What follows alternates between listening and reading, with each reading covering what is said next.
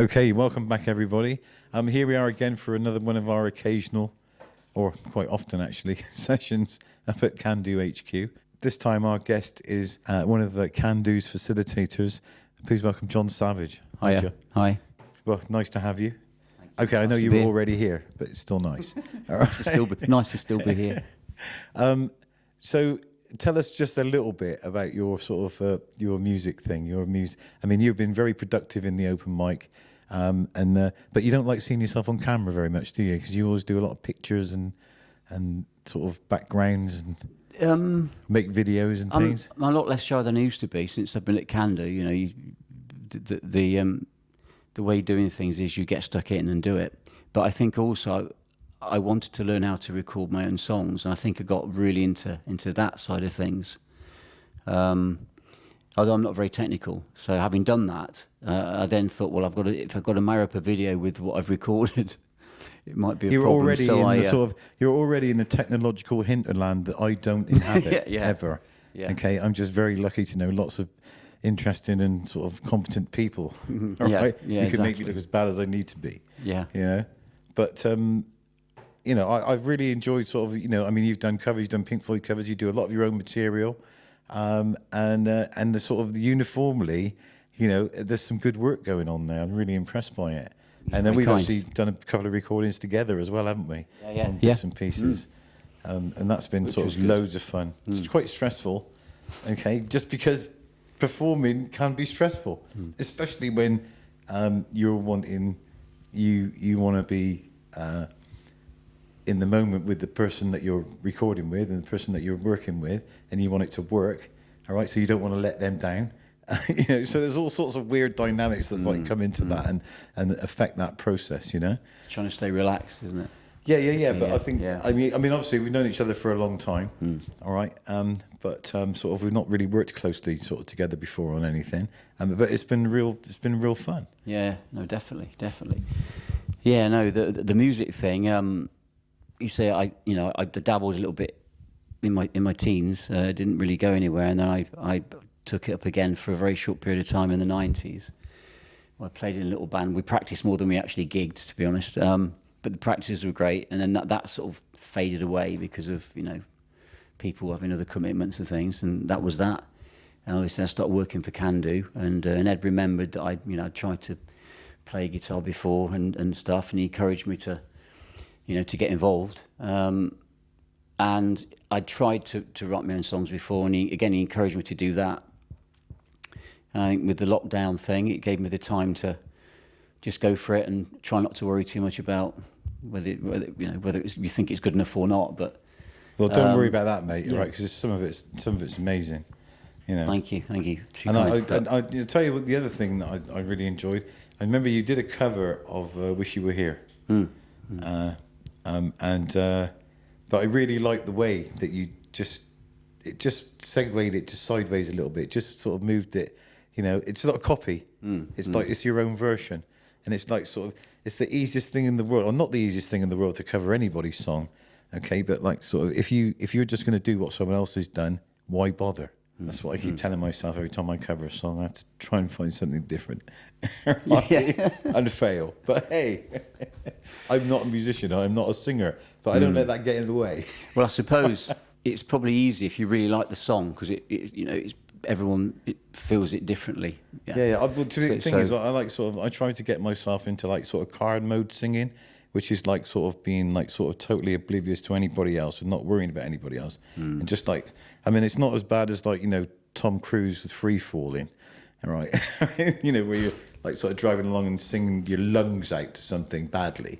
But it is about just like trying to free yourself up to actually let your voice, because every now and again, my voice will go, where did that come from? It's because I actually let it go, and it's quite frightening because I don't do that very often.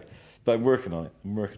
But no, so basically, you've got into the guitar, taken it up again, all right, and now you're recording yourself and making films and what have you. That's got to give you lots of joy and lots of like a real sense of achievement.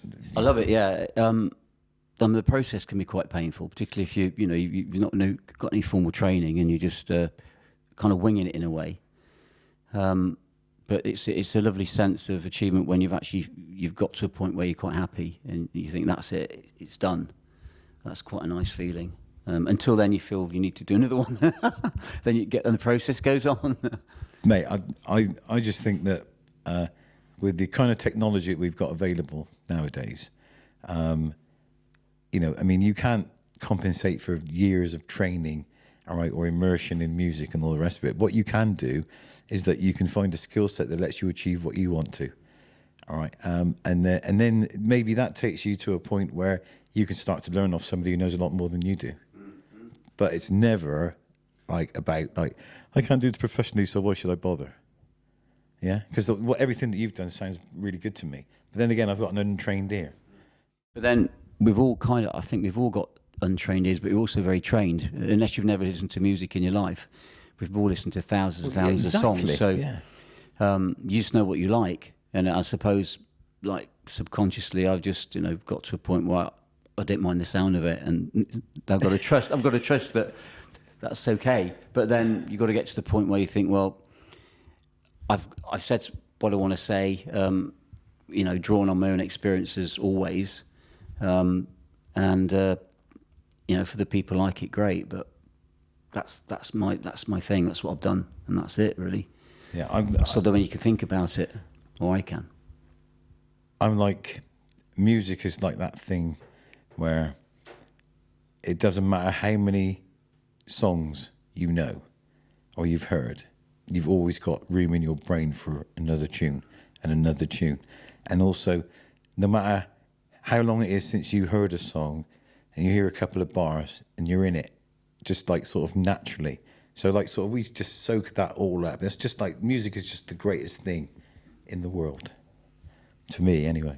Yeah, it's all consuming, isn't it? When you like music, it's the universal language.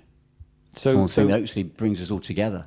Have you found sort of producing works for the open mic films like on a regular basis challenging? You got the process of of course. I mean, it's a little bit of pressure. I mean, I don't think there's massive pressure to do it every week, but I put it up myself. I feel I want to contribute, I want to be part of it.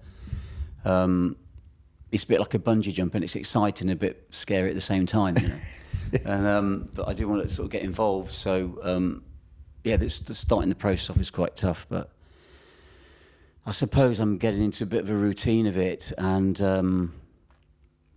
sort of a bit more relaxed in the process, not beating myself up so much if something doesn't work out straight away. Just leave it, and then go back and just try to enjoy it and relax a little bit. Fair play. Well, just let me ask you one final question. All right. Yeah, we can go out for a drink if you want. When this lockdown finally finishes, what are you most looking forward to being able to do again? I think hugging people would be quite nice. People that I care about and love would be very nice. That's weird, isn't it? It's really weird not being able to hug people. I sometimes see people, and you end up subconsciously advancing towards them, and you have to like stop yourself, all right. It's really weird. Like we really do need that contact, don't we? I just hope that it happens, safely. Absolutely. And safely and as soon as possible. Yeah. Okay. Thank you very much, John Savage. Thanks, Brian. Brilliant.